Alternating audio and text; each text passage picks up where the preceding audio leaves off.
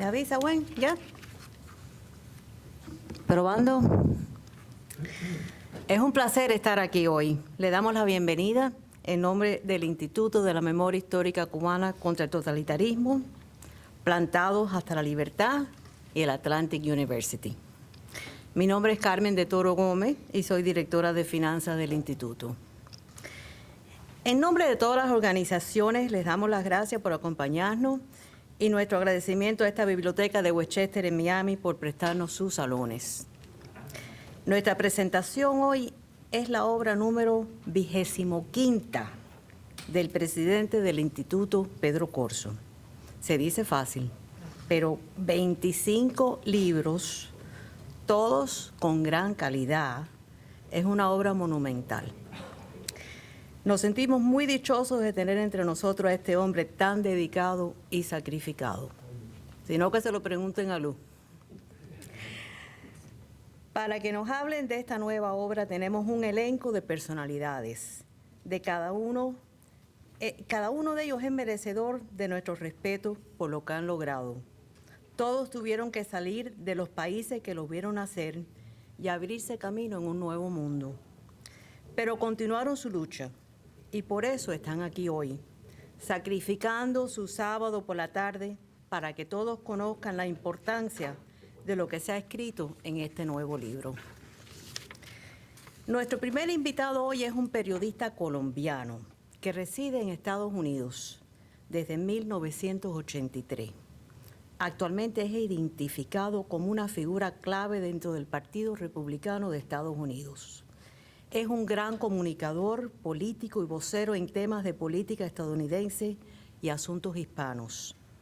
Tuvo que huir de Colombia por la violencia contra los periodistas y encontró en Estados Unidos seguridad y oportunidades para continuar su lucha. Les damos la bienvenida a Jaime Flores.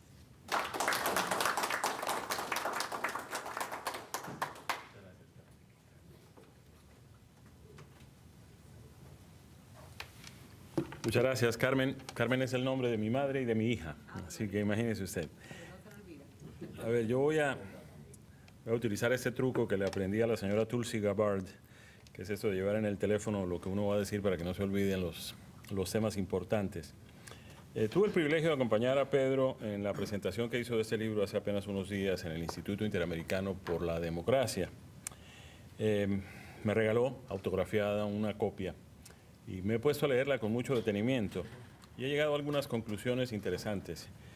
Eso no es un libro de pareceres y de opiniones, no es que a mí me parece, no es que yo creo que, no, lo que es una obra muy bien estructurada y debidamente sustentada, que narra hechos incontestables para concluir, ahora sí, en opiniones y en pareceres irrefutables.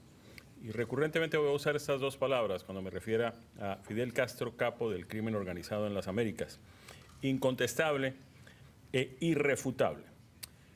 Pedro, además, es una demostración de que, a ver, estamos en un fin de semana de Fórmula 1 y voy a parafrasear a un piloto de esa categoría automotriz de hace muchos años, el piloto argentino Juan Manuel Fangio, que decía muy cabalmente, para llegar primero, primero hay que llegar.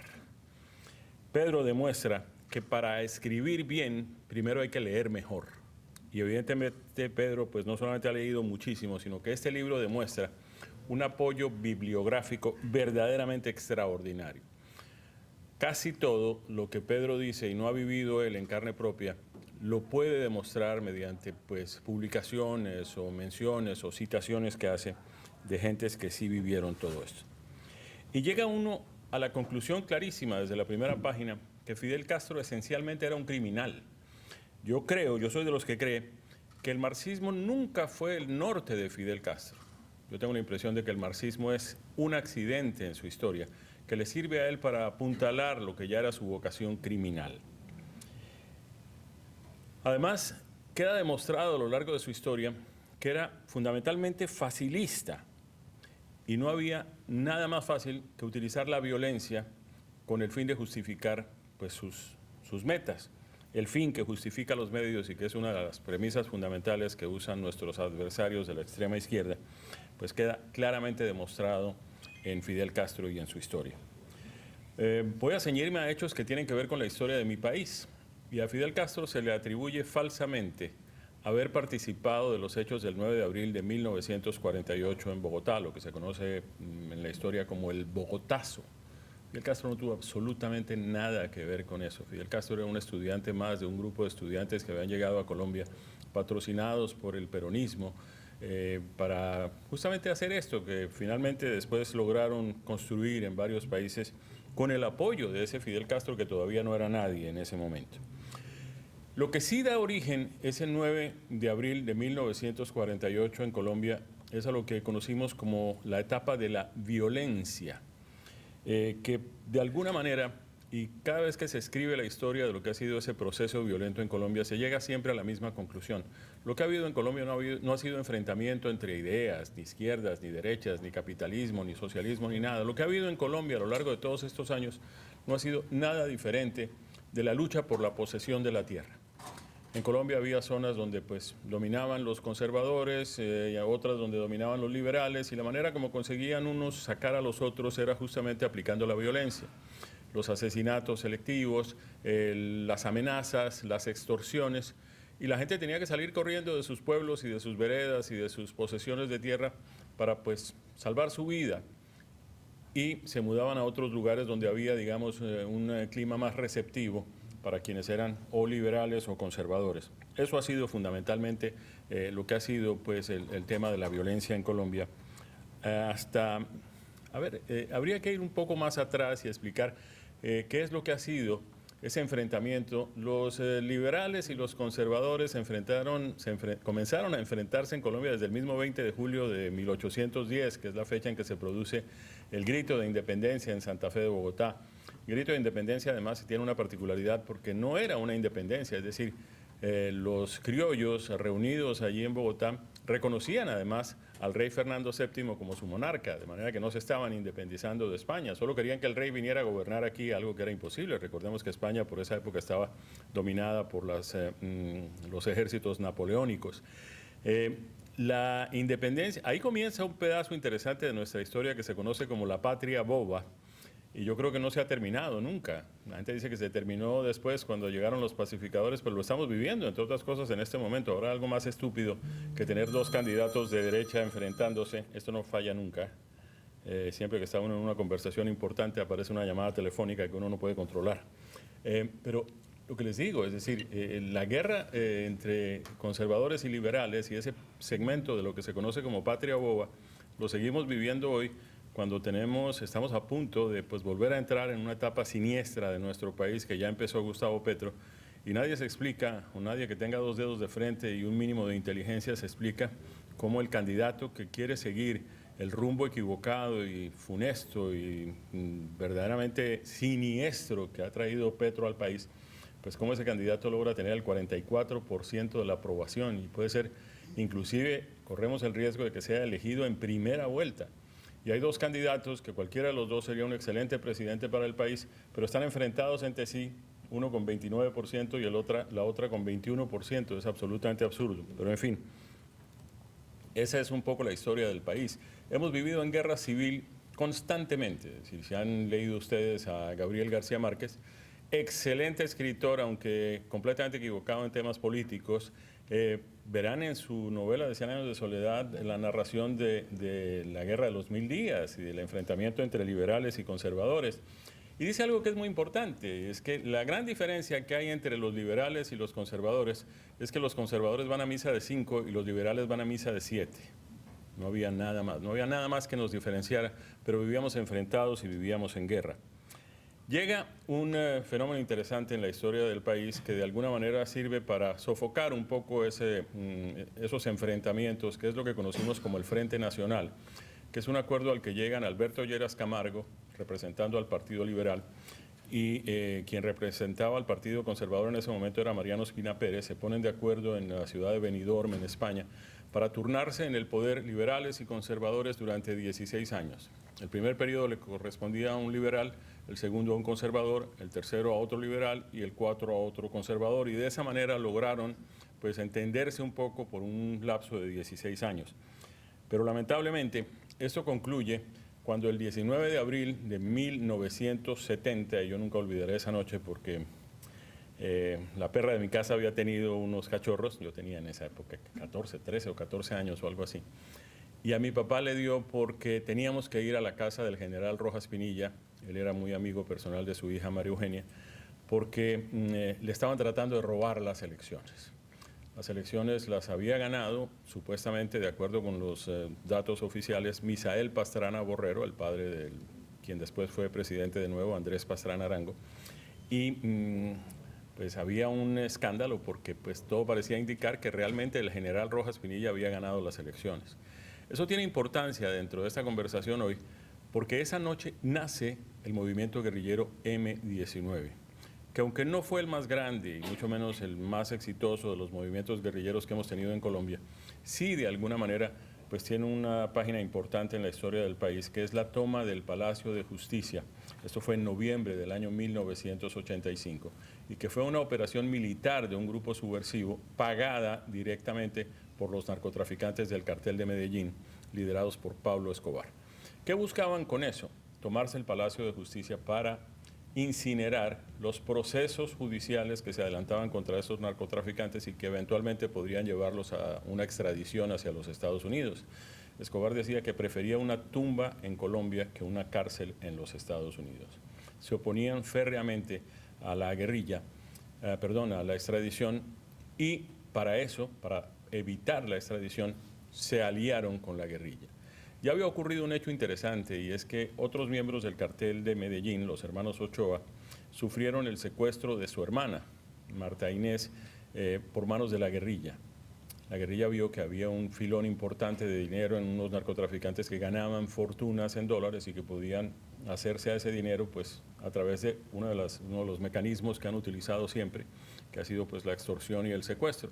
Secuestraron a esta muchacha y lo que logran es el nacimiento de un movimiento que se llamó Muerte a Secuestradores, que eran los narcotraficantes alzados en contra de la guerrilla. Eso duró relativamente poco porque obviamente pues, los narcotraficantes utilizaron el asesinato selectivo de guerrilleros, y además los guerrilleros en un momento se dieron cuenta de que de pronto los narcotraficantes no eran sus enemigos, sino que podrían ser sus aliados, y empezaron entonces a servirles para proteger los laboratorios, los cultivos de coca, las rutas de tráfico de estupefacientes, y terminaron asociándose.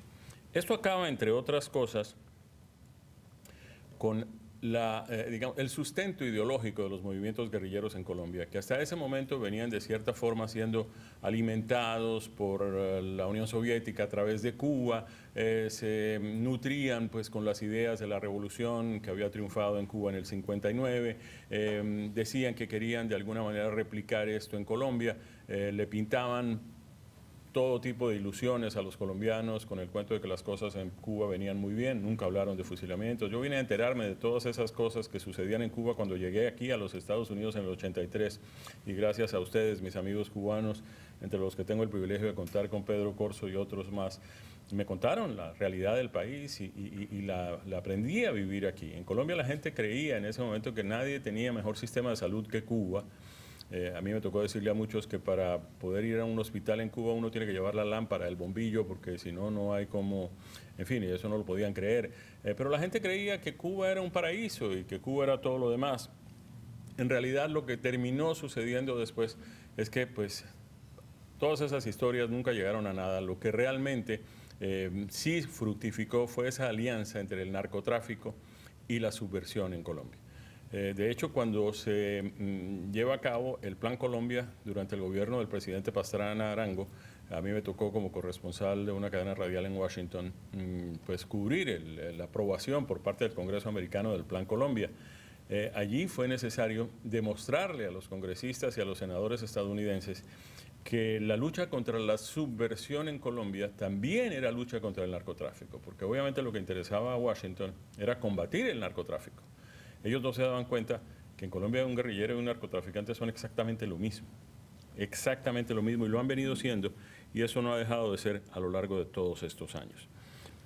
Además, vimos atrocidades terribles en el Palacio de Justicia en noviembre del 85, y la atrocidad ha sido de alguna manera el arma del narcoterrorismo que en eso terminaron convirtiéndose esa confluencia de la subversión y el narcotráfico. Lo que tenemos hoy en Colombia no es más que bandas de narcotraficantes que se utilizan los unos a los otros. El negocio que había entre Cuba y el narcotráfico, y ustedes lo vivieron también, ustedes saben de qué manera Cuba comenzó a utilizar el narcotráfico como una manera de destruir a los Estados Unidos desde adentro, que ha sido pues uno de sus bases fundamentales. Y esa alianza entre narcotraficantes colombianos y líderes cubanos, castristas, sirvió para que Cuba de alguna manera pues recaudara algún dinero y por otra parte pudiera destruir directamente a los Estados Unidos desde adentro. La guerrilla ganó sustento, ganó apoyo político, ganó apoyo militar por parte de Cuba hasta donde se pudo, porque obviamente pues, el gobierno colombiano en varias ocasiones rompió relaciones con Cuba, vino la época aquella de los secuestros aéreos, vino la época de la toma de la embajada dominicana en Bogotá, de la cual pues, los guerrilleros del M-19 terminaron huyendo hacia Cuba. En fin, la conclusión a la que hemos llegado es que en Colombia los guerrilleros no pasan de ser una banda de narcoterroristas. Encontraron en el narcotráfico y lamentablemente la sed de ese tipo de productos ilícitos en los países industrializados para ganar muchísimo dinero y emplearlo en la causa de ellos, que sigue siendo todavía la lucha por la posesión de las tierras en Colombia. De manera que pues aquí no hay nada ideológico. Fidel Castro no hizo un solo aporte a nada en Colombia, ni para bien ni para mal, distinto de patrocinar por muchos años unos grupos guerrilleros que con él o sin él de todas maneras hubieran seguido haciendo sus fechorías. Muchas gracias por esta oportunidad, muchas gracias por la atención de todos ustedes. Y quiera Dios que mucha gente, este libro, además, ahora que finalmente se ve una luz en el horizonte que puede acabar con esos 67 años de tragedia que ha vivido Cuba. Este libro hay que producirlo en inglés y este libro hay que distribuirlo entre los congresistas norteamericanos para que entiendan quién es realmente el que la gente que está todavía con el poder en Cuba quiere seguir defendiendo. Hay que dejar esto clarísimo cuando se venga a conversar y cuando se vaya a definir lo que será el futuro de Cuba hacia adelante. Gracias de nuevo, felicidades.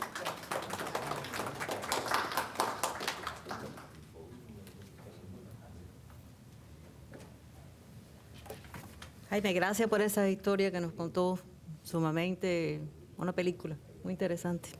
Y gracias por tocar el punto de que usted se enteró porque un cubano le contó. Por eso el instituto hace estos trabajos, porque se cree uno que la gente sabe, la gente no sabe, no tiene ni idea.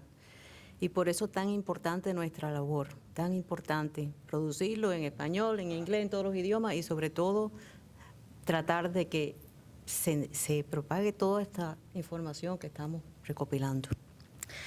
La próxima persona que ha venido a hablarnos de este libro que presentamos hoy va a ser un director del instituto que después de trabajar como reportero independiente en la Cuba totalitaria, se exilió en el año 2012 y al llegar a Miami ha continuado su labor como trabajador para Radio Martí, Martí Noticias, Voice of America. Él también es autor de muchas obras donde explica con su modo crudo y directo la experiencia del totalitarismo y el exilio. Es especialista en informática y actualmente nos está ayudando mucho en este mundo que camina tan rápido que necesitamos de expertos como él. Le presentamos a Luis Felipe Rojas.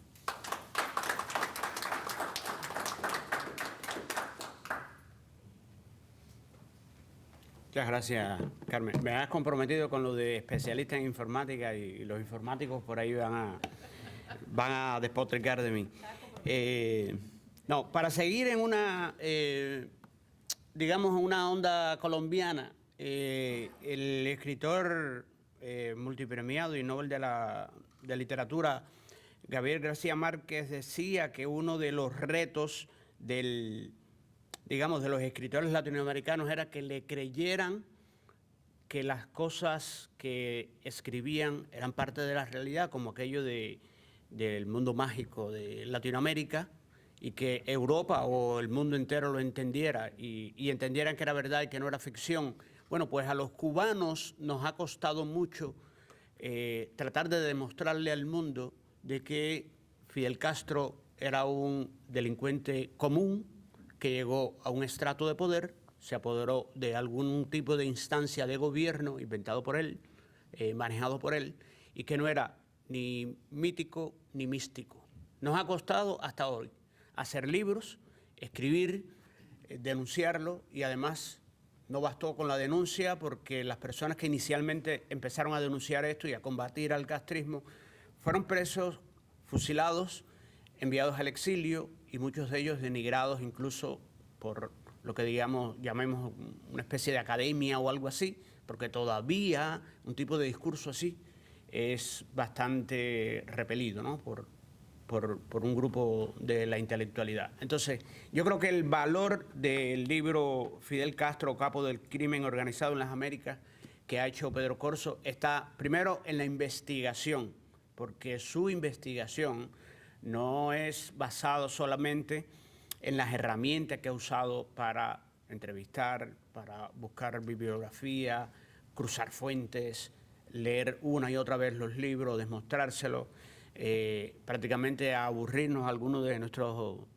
amigos una y otra vez insistiendo en esto para como repetírselo una y otra vez para saber si está bien, cuándo le decimos que sí, cuándo le decimos que no, cómo se lo discutimos, y llevarlo a un libro como este, que es un libro capital, que demuestra que Fidel Castro no fue un líder, sino un criminal, un delincuente, y que además cierta bibliografía desde hace unos 20 años acá se ha ocupado también de, por un término, digamos, jurídico, hablar de crimen organizado, cuando no se trata más que de delincuencia común, usando las herramientas del Estado. ¿Qué pasa? Que no ha sido, en el caso de él, lamentablemente para cientos y miles de víctimas, no fue solamente en Cuba, fue transnacional. Entonces, yo creo que el trabajo de Pedro también tiene el valor de que prácticamente en este libro no se escapa ningún país de América Latina que no haya sido tocado por la mano maligna del castrismo, de esa cosa envuelta en comunismo, en socialismo y todo.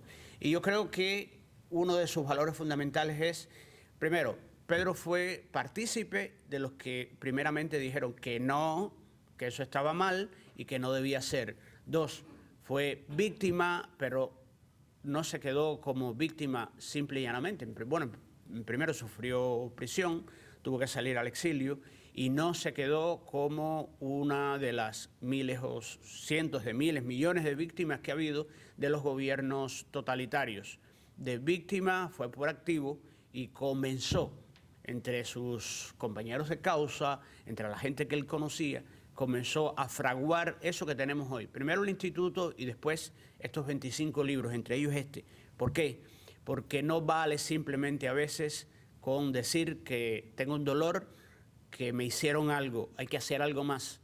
Y a veces no es ni siquiera contra el victimario principal, a veces es contra las personas que han sido afectadas por un sistema, por una ideología que cree que el victimario es el héroe, ni siquiera es un antihéroe. No hay un rasgo sociológico con el que catalogarlo que no puede ocupar la categoría de un delincuente. Fue un delincuente, y Pedro Corso, sobre esta persona delincuencial que además creó un Estado alrededor de él, y con este Estado se valió para robar, expoliar y hacer de todo, hacer dinero y pasarlo a través de prácticamente, hoy está bastante documentado, pero yo creo que pasarán años y no sabremos cuántas organizaciones internacionales se valieron de su supuesta ingenuidad para validar un crimen en el Caribe, como fue el crimen de la Revolución Cubana desde 1959 hasta hoy mismo. Cuando alguien se opuso al castrismo en el mismo 1 de enero de 1959 y puso un petardo, puso una bomba, trató de eliminar a una de sus, digamos, de sus captores o algo así. Y hoy un joven cubano está haciendo una fotografía de un basurero en La Habana, de un cartel mal puesto o de un acto de corrupción. este joven no está siendo fusilado quizás físicamente, pero La Habana está imponiendo condenas de cárcel de 15 y 20 años a personas por participar en actos en redes sociales, por participar en actividades que en el mundo entero, incluso aquí en Estados Unidos nosotros lo vemos todos los días, son actos comunes y corrientes de la libertad de expresión. Entonces yo creo que el valor fundamental de Pedro Corso en su libro va a ser ese, dejar en claro de que Fidel Castro no fue ni mítico ni místico, fue un delincuente. Ahí está el libro, ahí están sus capítulos, ahí está su recorrido primero por las instituciones cubanas que quedaban en 1959, después de un tropiezo de varios años durante la ejecución de poder de Fulgencio Batista hasta el 59. Había resquicios de democracia, había cosas en las que participar y esta persona se convirtió en el sepulturero de un país, de una nación, de un Estado. Por eso ayer prácticamente, yo bromeaba un poco allá en el Instituto Interamericano diciendo que Pedro se había convertido como en un, arqueólogo de las cosas desagradables, porque está sacando a la luz todas aquellas cosas que primero los partidarios del castrismo no quieren saber, porque están bien documentadas. Y también muchas de las víctimas, yo me cuento entre ellos a veces, ya no queremos saber de eso, pero tienes que saber de eso para que la historia no se repita. Puede parecer un lugar común o algo así, una frase hecha, pero es importante que no se repita, que no se vuelva a repetir, porque no nos pasó a nosotros los cubanos solamente. No hay un solo país de Latinoamérica que no haya sufrido las garras del castrismo. Y yo creo que ese es como la alerta, ¿no? Y además el papel fundamental de un libro, de una investigación, además de la perseverancia en la lectura, en el estudio, a la edad que tiene Pedro Corso, estar haciendo cosas. No mencioné la edad, pero yo quisiera. Ya quisiera, no, de verdad, y lo digo en el mejor sentido de la palabra, ya quisiera yo a los 20, a los 30 años, haber tenido el interés que ha tenido Pedro Corso desde su adolescencia y juventud en demostrar cuál fue el crimen, cómo se organizó, quiénes lo aceptaron, quiénes fueron sus partícipes, y cómo confluyeron a veces víctimas y victimarios. Cómo hay países, estados, naciones, millones de personas en el mundo que piensan que esta persona es un líder y no un criminal, un delincuente común y corriente. Gracias.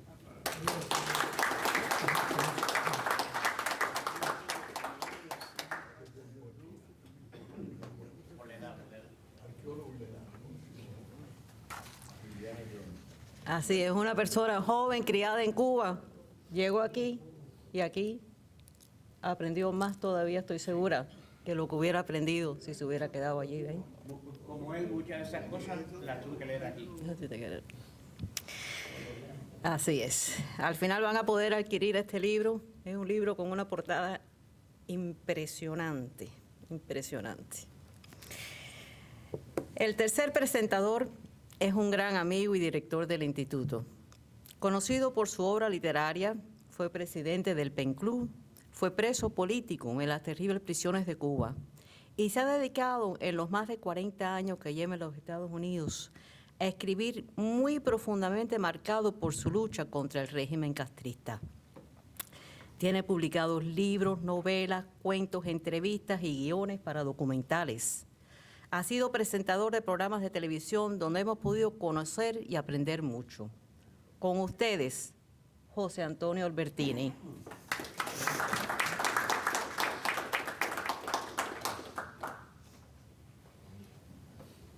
Todo eminencia hoy aquí. No exageres por anticipado. Buenas tardes, queridos amigos. Para mí siempre es un placer hablar y presentar las obras de Pedro Corso. No solo porque es amigo mío, sino porque es de verdad una persona que se ha dedicado desde muy joven y lo conozco desde que teníamos 15 años. Por cierto, siempre le dije, tú no tuviste adolescencia, porque es el mismo Pedro Corso que ustedes ven ahora, preocupado por las cosas de Cuba, analítico. Cuando nosotros jóvenes nos íbamos a tomar ron o algo, Pedro Corso no estaba en eso, él estaba en la investigación, la conspiración, que fue un excelente conspirador, que es muy difícil conspirar contra el régimen castrista. Este libro a mí particularmente, por el afecto que le tengo, me llena de orgullo. Ha hecho un estudio formidable. Traigo unas palabras para leer, aunque verbalmente yo las amplié luego.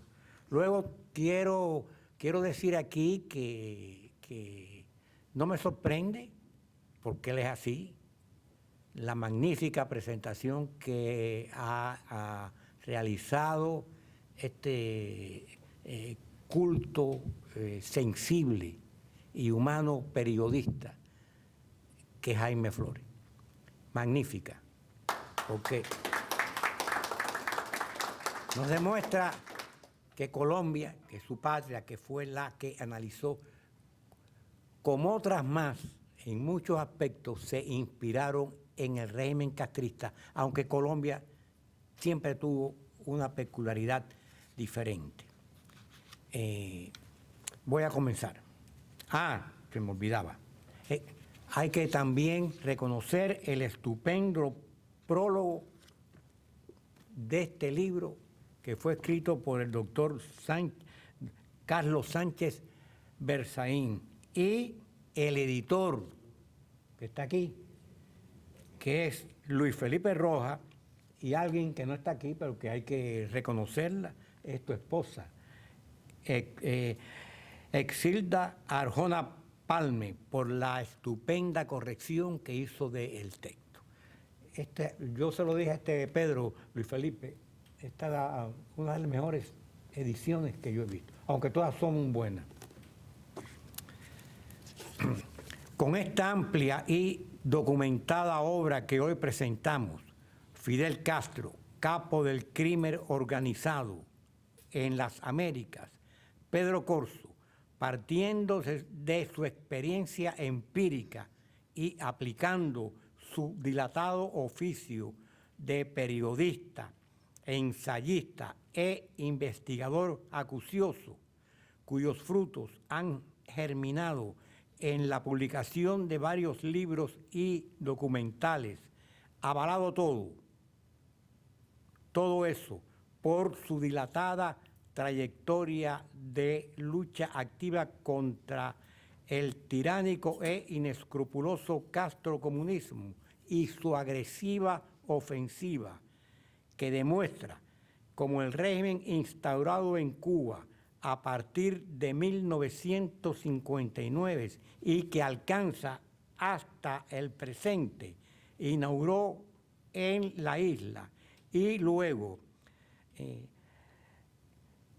esparció al resto del continente hispanoamericano la nefasta modalidad de malhechores, llegando al poder en algunas de nuestras repúblicas. Comenzó con Castro, Daniel Ortega en Nicaragua, Hugo Chávez en Venezuela, Evo Morales en Bolivia y algunos más de categoría menor que por suerte o están pasando o ya han pasado. Esta estirpe de genuinos gángsters políticos, bien valiéndose de instrumentos verdaderamente democráticos o violentos, prometiendo villas y castillos, terminaron por prostituir las instituciones democráticas para inaugurar regímenes represivos y corruptos, cuyos jerarcas, bajo la batuta del líder supremo, fomentaron en perjuicio de la ciudadanía, corrupción, enriquecimiento ilícito y tráfico desmedido de estupefacientes. Quiero decir que a través de estos regímenes y a través de todas las obras de Pedro Corso, sin él decirlo, aplican las teorías cuyo mayor exponente fue el marxismo, o sea, las teorías historicistas, que reducen la realidad humana para aplicar patrones completamente históricos. El castrismo, y yo por lo menos lo encuentro en los libros de Pedro Corso, elude el término que acuñó Miguel de Unamuno y que llamó intrahistoria, o sea, no la historia oficial, sino aquella sobre la vida tradicional y diaria que discurre al ritmo de los pueblos y el comportamiento humano, sea grupal o individual, que realmente, con el paso del tiempo, constituyen parte ineludible de la verdadera historia. Siempre he encontrado ese factor, sin que él lo señale de esa manera, en las obras de Pedro Corso. Este libro tiene 3 partes con diferentes planteamientos o nudos. Capítulo 1, Castro el criminal. Entonces luego ustedes podrán ver los diferentes planteamientos. Las estructuras criminales del castrismo. Eso es sumamente importante. Capítulo 3, guerra asimétrica con la subversión blanda. Los nudos o planteamientos no lo voy a ver porque me llevaría mucho tiempo, pero sí quiero enfatizar algo, y es el capítulo 4, donde Pedro Corso, a través de su experiencia personal y de sus estudios, se refiere al espionaje. Espionaje castrista que los norteamericanos no se dieron cuenta, porque esa pequeña república dominada por un tirano, ¿cómo va a tener una red de espionaje efectiva? Sí la tuvo, ahora en menor medida la sigue teniendo. Sí la tuvo, y hay pruebas fehacientes, y todos la conocen, de cómo penetraron las instituciones norteamericanas a través de agentes que fueron captando a lo largo de los años. Primero, estudiantes universitarios que los cultivaron como plantas, bellas plantas ornamentales, para luego plantarlos dentro de las estructuras norteamericanas. Ana Belén Montes fue una de ellas, etcétera, etcétera. Eso Pedro Corso lo maneja con una maestría formidable. Y no es la primera vez que él lo enfoca en una de sus múltiples obras. No hace tanto fue que los norteamericanos se dieron cuenta que el espionaje castrista estaba a la altura del de los Estados Unidos y del Mossad israelí. Ya han decrecido, porque eso decreció cuando Raúl Castro, con su ejército, se apropió del Ministerio del Interior y lo llenó de oficiales del ejército. Prueba de la ineficacia de los oficiales del ejército dentro del espionaje, donde había profesionales del espionaje educados en las mejores academias de los países comunistas, fue la red Avispa, que fue un total fracaso para ellos. Todo eso lo podemos encontrar y analizar meticulosamente, sin temor a errar, con más de 65 años de conocer a Pedro Corzo, afirmo que este hombre, además de escribir todo esto, como cualquier escritor académico cualquiera, sobrepasa eso, porque Pedro vive con el peso de su isla doliente y querida sobre sus espaldas. Muchas gracias.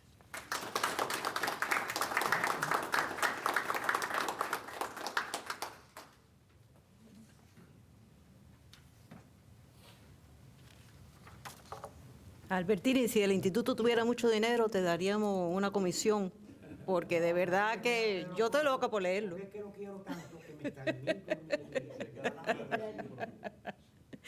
Pero bueno, para que sepan que el instituto no tiene dinero y vivimos gracias a la venta de los libros.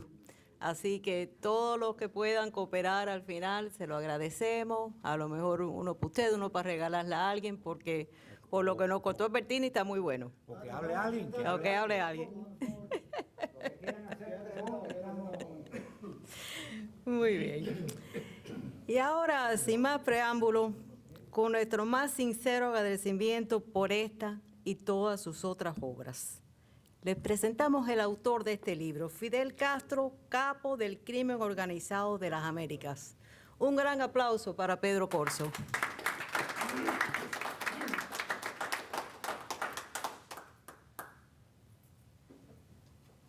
Todos los años de verdad, ¿sabes?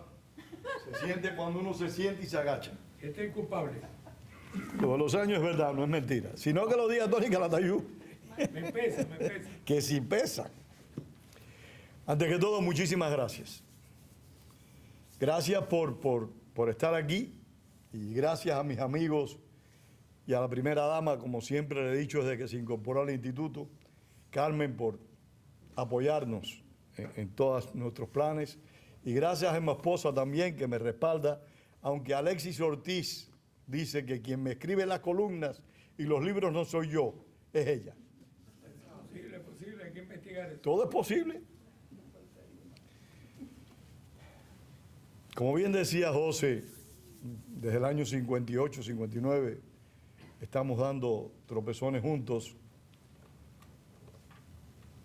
Nosotros llevamos a Cuba muy adentro. A veces uno se pregunta por qué.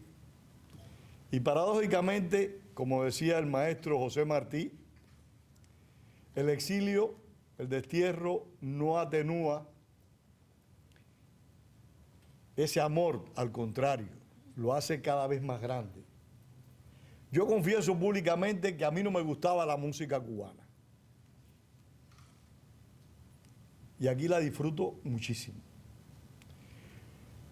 Café sí siempre tomé, el ron sigue sin gustarme, lo confieso públicamente. Pero vamos al libro que tiene un objetivo muy claro y muy preciso. Iniciar un proceso de desmitificación de Fidel Castro y de la Revolución Cubana. Demostrar que con independencia de los muchos hombres y mujeres que se incorporaron a la surrección contra el régimen de Batista, lleno de ideales y de fe en el cambio, los jerarcas de ese proceso eran unos delincuentes. Un sector importante de cubanos lucharon contra el régimen de Batista porque no querían un régimen de fuerza, querían democracia. Pero un grupo de delincuentes, y nunca me cansaré de repetirlo, encabezado por Fidel Castro, manipularon las situaciones y llevaron al país a su destrucción total. Fidel Castro fue un delincuente, yo creo, desde el primer día que vio la luz. Cuando nosotros miramos la Cuba de los años 40, cuando Fidel Castro era un veinteañero, ya Fidel Castro vivía a punta de pistola o la gustada ametralladora Thompson de aquella pila de mafiosos disfrazados de revolucionarios que chantajeaban en las universidades, chantajeaban a los políticos y obligaban a los políticos a que le entregaran jefaturas de policía. Pero ellos se decían revolucionarios. No, no eran revolucionarios, eran delincuentes. Esos fueron los maestros de Fidel Castro. Desgraciadamente, hay un sector importante de nuestra historia y un grupo importante de compatriotas que deifican, que tienen a esos revolucionarios en un lugar que realmente no les corresponde. Y por extensión, Fidel Castro ha recibido ese amparo. La Universidad Cubana, la de La Habana, en los años 40, era un centro de estudios, pero era un centro donde un grupo de gánsteres vivían a su antojo y como les venía en gana. Eso lo describe muy bien Enrique Ross en su libro Fidel Castro, el Gatillo Alegre. Hay que leer ese libro con detenimiento, hay que conversar con personas de esos tiempos para ver por qué Fidel Castro siempre fue un delincuente.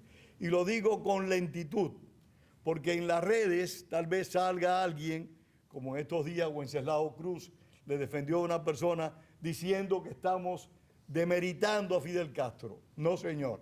Era un delincuente. Y quien mejor ha descrito cómo los políticos, o mejor dicho, cómo los delincuentes incursionaron en la política, ha sido el doctor Carlos Sánchez Berzaín, que fue quien hizo el prólogo de este libro. Carlos lleva años haciendo una investigación de cómo un grupo de mafiosos incursionando en la política lograron establecer una red criminal de crimen organizado en todo el hemisferio.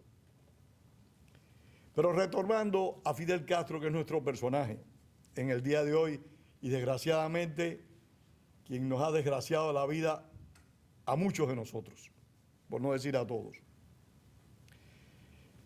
Castro participó al menos en 2 asesinatos por la espalda, asesinatos, no pleitos a tiros, porque la Cuba de esos años se acostumbraban los duelos. En los años 30 y 40 en Cuba la gente se retaban a duelo como en el viejo oeste.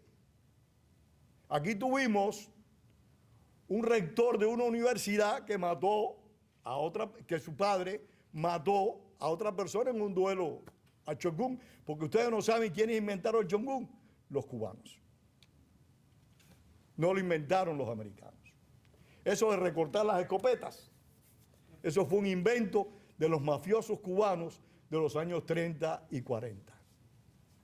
Y de antes también. Toda esa, se creó una leyenda de revolucionarios cuando realmente eran delincuentes.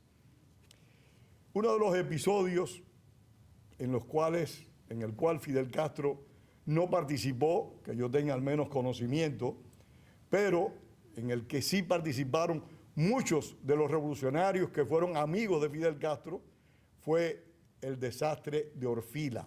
¿Lo recuerdan? Tony, tú no estabas ahí. Morindo Pico. la casa Morindo de- Pico.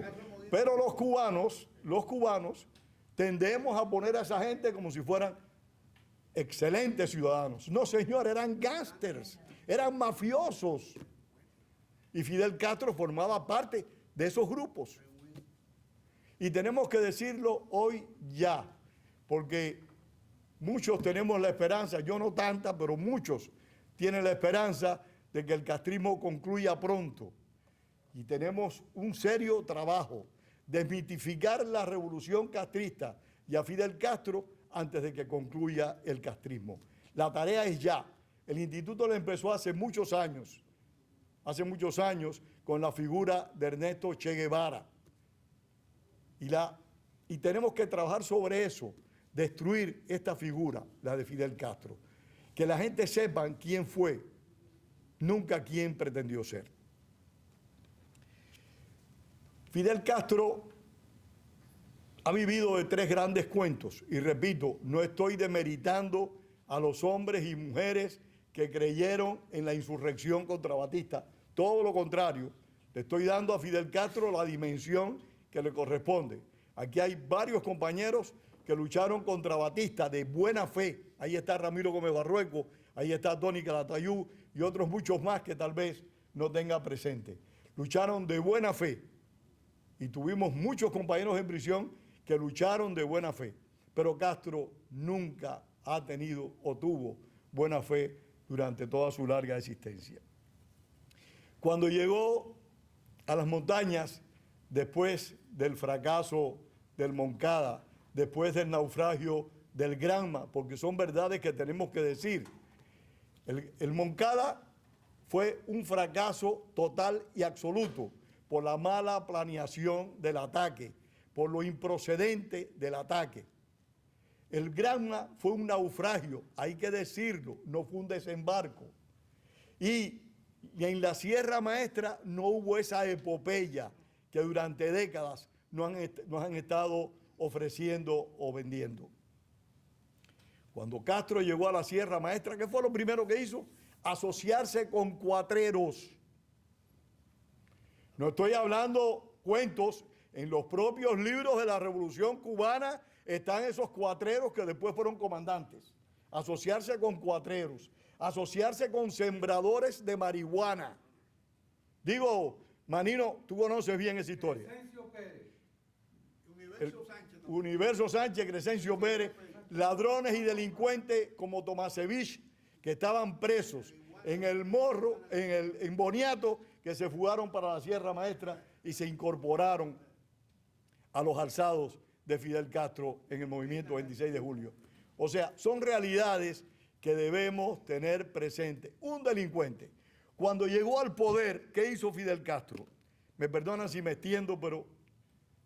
Estamos para oírte aquí. No, es necesario. No queremos un telegrama, queremos una conferencia Es seria. necesario, hermanito. Agradezco esa confianza. Es necesario. No, pero es que tampoco quiero aburrir. Cuando Castro llegó al poder, empezaron las confiscaciones. Pero no fueron confiscaciones que se distribuyeron entre los más humildes o que se vendieron para distribuir las riquezas, no. ¿Recuerdan aquel ministerio de bienes malversados? Fueron bienes que pasaron, aquí tengo un amigo que puede hablar de eso, Alberto, fueron bienes que pasaron a la clase dirigente, no al pueblo. Y cuando agarraron las mejores residencias de Miramar y El Vedado, no fue para entregárselo a familias necesitadas, no. Fue para recluir ahí a los familiares de los alzados de las montañas y de los llanos de Cuba, para recluirlos en condiciones carcelarias, para hacinarlos en mansiones que realmente fueron destruidas. O sea, el poder no fue alcanzado para distribuir las riquezas entre los que menos tenían, todo lo contrario, para ellos disfrutarla, para ellos gozarla. Tenían casas en diferentes lugares y no humildes aldeas, no humildes chozas, no, eran casas lujosas. Heredaron las mejores casas de Cuba. Muy pronto, Fidel Castro descubrió en su esqueleto del crimen organizado, descubrió que la mejor manera de ganar impunidad a nivel mundial era introducirse en Naciones Unidas. Sus mejores empleados, sus hombres y mujeres más talentosos y a la vez más fieles, fueron incorporados a Naciones Unidas, donde tejieron una red tan grande y tan vasta que le ha permitido por décadas, le ha permitido tener ese tráfico de personas que todos conocemos a través de la venta de los médicos, de los servicios médicos cubanos, de profesionales de la salud, que han tenido la aceptación, el respaldo de organismos como la propia Organización Mundial de la Salud, que ha llegado a hacer negocios con el gobierno cubano, restándole derechos y ganancias a los médicos que trabajaban como esclavos. No estoy defendiendo a muchos de esos médicos, vamos a estar claros. porque desgraciadamente no todas las víctimas tienen conciencia de víctimas. No, yo no me voy a desmentir lo que siempre digo. La complicidad de muchos cubanos con la tiranía. No me voy a desmentir. Hay una condición que Castro ha sabido utilizar, o supo utilizar, perdón. Se me olvida a veces que tenemos la felicidad de que ya se murió. Hay una actividad que Castro supo utilizar muy bien también, que fue utilizar como un medio de chantaje, porque era eso, un chantajista, las grabaciones a personalidades que visitaban el país para después obligarlas a servirle extorsión, chantaje. Y lo tenemos, que aquí hay funcionarios estadounidenses que han sido sindicados de que el gobierno cubano los grabó y que en base a esas grabaciones han tenido que actuar en más de una ocasión a favor del sistema castrista. Esas actividades han estado cumplimentadas con otro chantaje, la inmigración, porque el castrismo ha manejado la inmigración como un instrumento político, no como un gesto humano, no como una salida de personas necesitadas, no, la ha utilizado a su conveniencia a través de Camarioca, a través del famoso Puente de la Libertad y por último a través del Mariel, la crisis de los balseros en el 94. O sea, la emigración ha sido un instrumento de chantaje y de presión, muy en particular hacia Estados Unidos. Y no puede faltar, por supuesto, el crimen más notable del castrismo, su implicación en el tráfico de drogas. El castrismo ha estado vinculado en el tráfico de droga desde los años 60. El propio Carlos Leder, que todos conocemos por su triste fama, cuando salió de la cárcel dijo: la posición de ellos en relación a Cuba era ofrecerme una isla para establecer un trampolín para descargar la cocaína de nosotros. Discrepamos, porque yo era uno de los más exitosos. Realmente, Leder fue un exitoso narcotraficante. Ellos querían controlar todo y me ofrecieron la ridiculez de que le comentara a Pablo y Gustavo de que nos ofrecían los bancos de Cuba para traer los dólares. O sea, eso es una declaración de un narcotraficante convicto de Estados Unidos. No estamos hablando de comentarios sin trascendencia. Castro tuvo una estrecha vinculación, y cuando digo Castro hablo de los dos Castro, Raúl Castro y Fidel Castro, una estrecha vinculación con el cartel de Medellín, a través del narcotraficante Jaime Guillón Lara. Por ese motivo, Colombia expulsó a diplomáticos cubanos en el año 1981. Un embajador de Cuba estuvo acusado aquí en Estados Unidos, embajador de Cuba en Colombia, acusado en Estados Unidos, y Tony lo conoció, a Fernando, amigo tuyo, compañero tuyo de lucha, Fernando Ravelo Renedo, estuvo aquí acusado por haber estado involucrado también en el tráfico de drogas. Y por último conocemos el caso Ochoa, los casos de los procesos aquí en Miami del año 82, donde el propio Fernando Ravelo Renedo fue sindicado, donde también se acusó a Aldo Santamaría Cuadrado. Y por supuesto, hay otro personaje muy amigo de Ramiro Gómez Barrueco, que no puedo dejar de mencionar, el señor Barbarroja, Manuel Piñeiro. Enemigo personal. Bueno, Y vecino frente a la casa. yo lo sé, por eso fue que lo Que comenté. tenía dos roles, uno a la derecha y uno a la izquierda. En la misma mano tenía dos Y roles. eran muy humildes.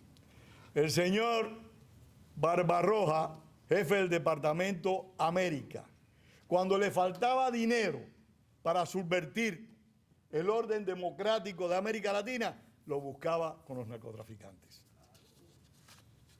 O sea, unos delincuentes más que evidenciados, el pueblo cubano ha estado, y nosotros, por supuesto, como parte de ese pueblo, hemos estado gobernados durante 67 años por unos delincuentes comunes, por mafiosos, por gánsteres, por pandilleros. Realmente no es para que nos sintamos orgullosos.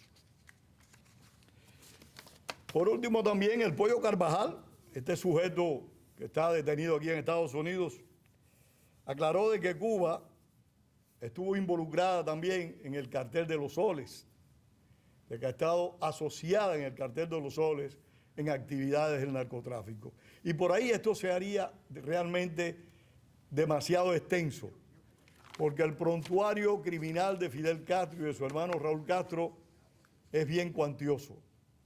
Y es nuestro deber seguir denunciándolos y trabajar para la Cuba de mañana, que las nuevas generaciones no se dejen confundir y manipular.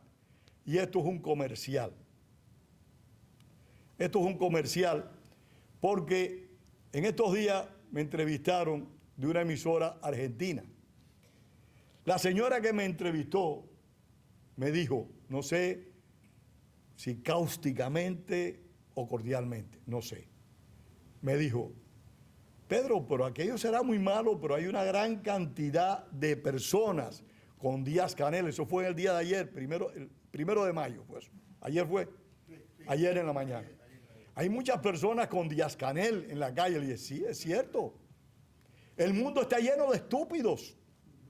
Pero aparte de eso, mire si está lleno de estúpidos en Argentina, con todos los fracasos de Juan Domingo Perón, sigue habiendo peronistas. O sea, la estupidez no es potestad de los cubanos, aclaramos. En todas partes se cuecen habas. Y lo otro, quería comentarlo también en estos días, y quiero resaltar esto por la importancia de nuestra institución, del Instituto de la Memoria Histórica Cubana contra el Totalitarismo. Yo hago un programa en Radio Martí con ex prisioneros políticos cubanos. Hace unas semanas entrevisté a Enrique Ruano, compañero nuestro de presidio, sobre un combate que hubo en enero del año 1963 en Manicaragua, donde fallecieron 11 guerrilleros. Imagínense ustedes la cantidad de tiros tiene que haberse disparado ahí para que mueran de un solo bando 11 personas. Del otro bando, del castrismo, no sabemos cuántos cayeron. Por lo menos uno debió haber caído. Ojalá hubieran caído todos. Y Ruano, que es muy acucioso, llevó el libro de Cuba Cronología de la lucha contra el totalitarismo y leyó la lista de los muertos. Yo regreso la semana pasada a Radio Martí para hacer 2 nuevos programas. Y me dice una productora, señor Corso, el programa suyo se llama Cuba en la Memoria. Le dije, sí se llama Cuba en la Memoria. Oye esto, Tony. Dice, no, porque mire, de Cuba acaba de llamar una señora de que se enteró de que su hermano había muerto. ¿Cuándo? ¿Dónde y cómo?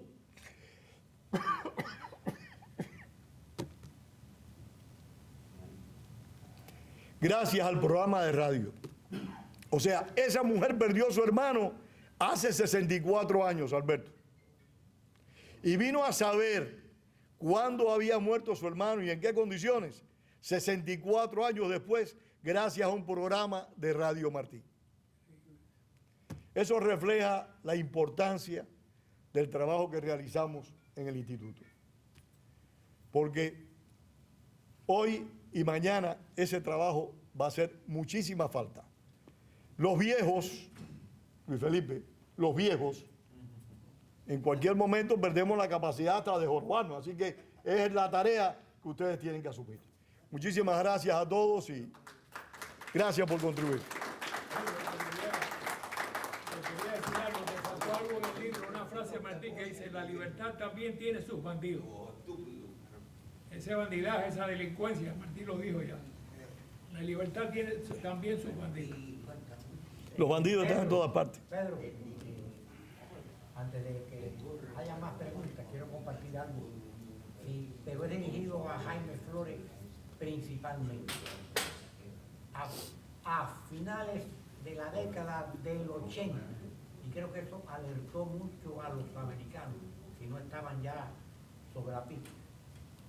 Una cadena televisiva norteamericana y también los canales hispanos de aquella época publican una entrevista que le hacen a Carlos Leder en una hacienda o en el campo, en un lugar. Carlos Leder está completamente embriagado y entonces dice, porque la bomba del siglo XX, todavía era siglo XX, que le va a caer a los americanos es la droga que le vamos a enviar. ¿Sucedió eso? ¿Ustedes recuerdan aquello? Que la bomba atómica del tercer mundo era la droga. Yo Bueno, creo que eso- Jaime, tú que estás al tanto de eso, fue una de las cosas que alertó a los americanos. Sin duda, sin duda. Bueno, de hecho, hubo una cumbre antidrogas en San Antonio, en Texas, donde se discutió ese tema. Yo también fui enviado especial a esa reportero, que era de una cadena de radio colombiana. Y se establece la necesidad de crear el Plan Colombia justamente con ese propósito, para combatir la droga. Y es ahí, justamente gracias al Plan Colombia, que se establece esa conexión que siempre ha existido entre el narcotráfico y la subversión. ¿Sí? No es que cuando vamos a pelear contra la policía que nos está tratando de destruir los laboratorios de cocaína, vamos a usar estas armas. Y cuando vienen para enfrentarnos porque estamos en temas de subversión y queremos subvertir el orden y apoderarnos del gobierno por la fuerza, vamos a usar estas otras armas. No, son los mismos y usan las mismas armas. Y el propósito es para ellos, pero su mentalidad enferma, es un propósito unificado, es acabar de alguna manera con el orden como está establecido. Es lo que tenemos hoy aquí, hemos tenido siempre, es la historia del gran conflicto que ha vivido la humanidad desde su primer día, que es el enfrentamiento entre el bien y el mal. Ahí está, claramente identificado. En algunos casos se visten de políticos, en algunos casos se visten de narcotraficantes, en otros se visten de asesinos y todo lo demás, pero en realidad es la lucha del bien contra el mal. Yo tuve un incidente y quiero aprovechar para ya despedirme con esto y poner un momentito gracioso a esto. Tuve un incidente con el embajador de Cuba en Bogotá en una ocasión porque hice un chiste. Voy a quedar en cinta ya definitivamente. Hice un chiste al aire a través de la cadena de radio RCN en Colombia. Y el embajador de Colombia, el embajador de Cuba en Bogotá llamó inmediatamente a la presidencia de la cadena y habló con mi director y me hicieron un, entre comillas, llamado de atención porque conté al aire un chiste. ¿Ustedes saben cuáles son los 3 grandes fracasos del comunismo en Cuba? El desayuno, el almuerzo y la comida. Inmediatamente el embajador llamó a quejarse. Era la época de la crisis de los balseros, ¿no? Y mandó un mensaje diciendo que yo iba a tener cerrada cualquier intención que tuviera de ir a Cuba, pues me iban a bloquear. Le dije, bueno, va a ser una cuestión de 15 días, pero lamentablemente se ha prolongado mucho más de lo que hubiéramos querido.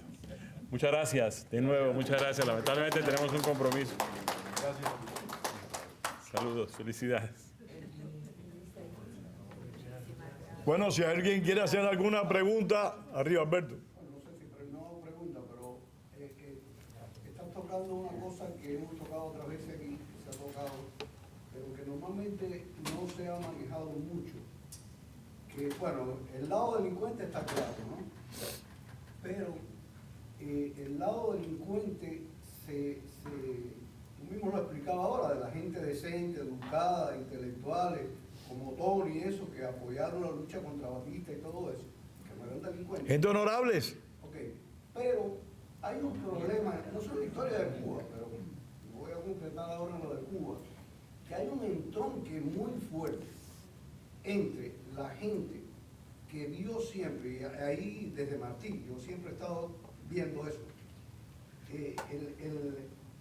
el sector de esta gente honesta, pero que creyó en la lucha armada con el enganche con la delincuencia.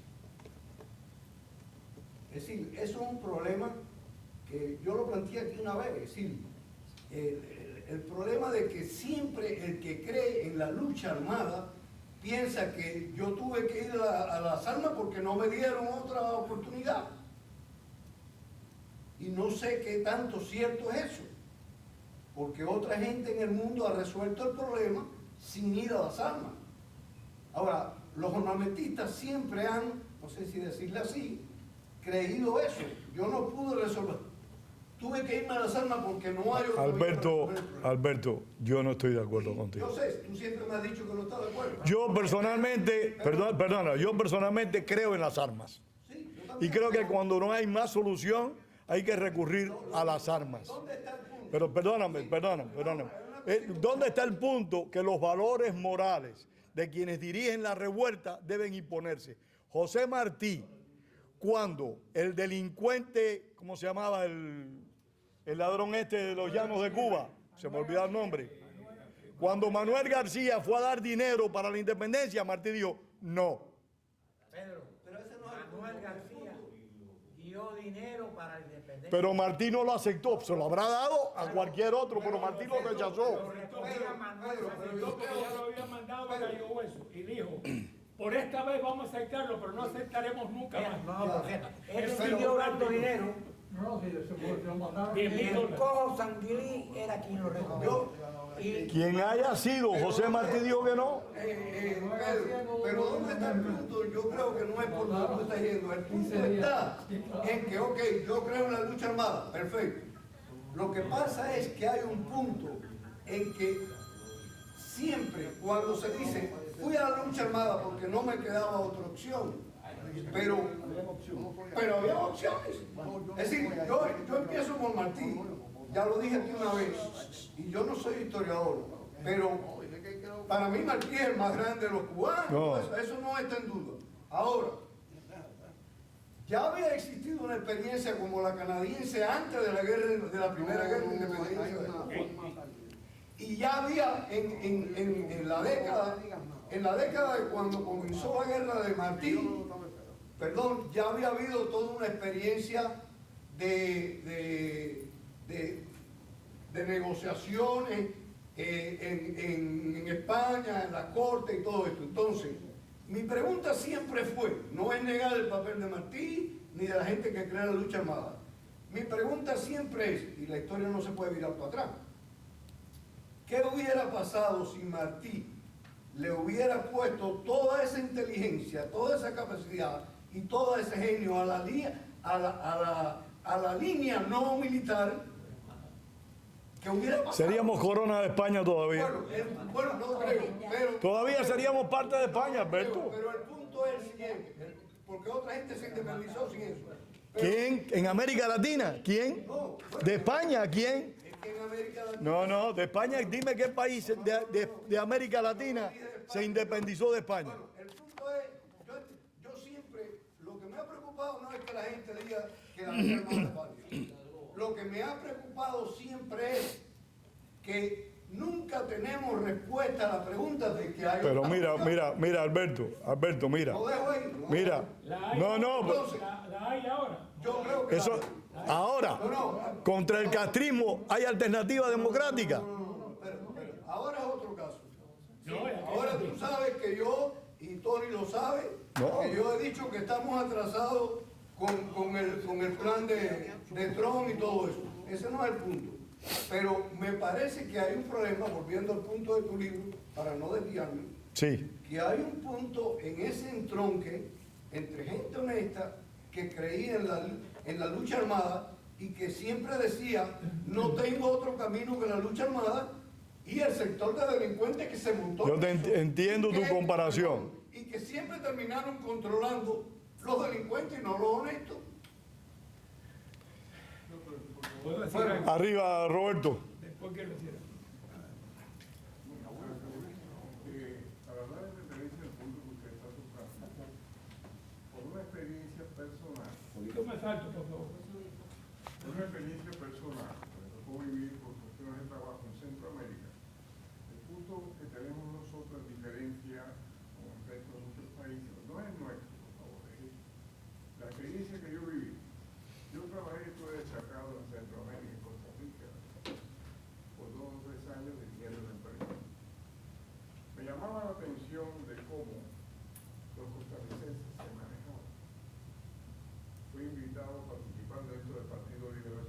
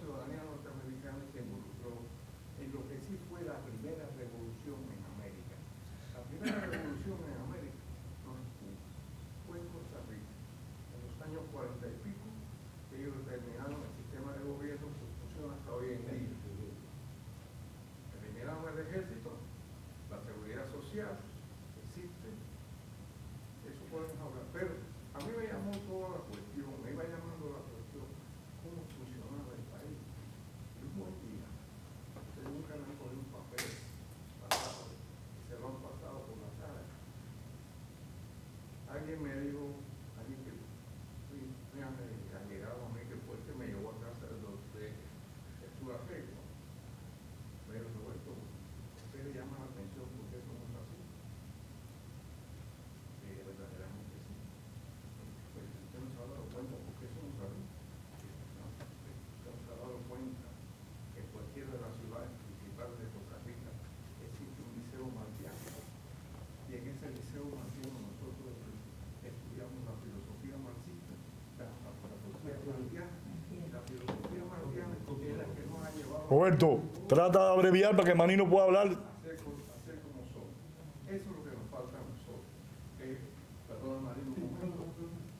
Si usted se puede analizar entre los cubanos, yo soy tan cubano como usted, cualquiera de los que está aquí, excepto que tengo esta variación diferente, los cubanos aprecian o estiman más la personalidad de Marcelo que la de Martí.